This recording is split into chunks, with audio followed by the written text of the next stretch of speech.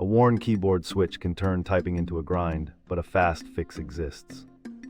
First, remove the keycap with gentle prying, knotting the spring and stem orientation for smooth reassembly. Next, desolder or pop the faulty switch depending on your board, taking care not to lift traces. Install a fresh switch, reseat the housing, reattach the stabilizer if needed, and test with light keystrokes. This quick bedside repair saves a trip to the shop and keeps your setup humming for days.